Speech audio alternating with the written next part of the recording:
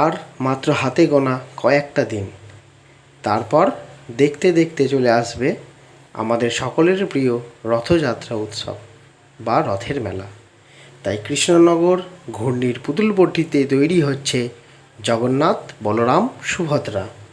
এই জগন্নাথ বলরাম সুভদ্রা পাড়ি দেবে ভিন রাজ্য, ভিন জেলায়। এইগুলো মূলত তৈরি পোড়ামাটির, এছাড়াও স্টোন ডাস্ট, ফাইবার গ্লাসেরও তৈরি হয়।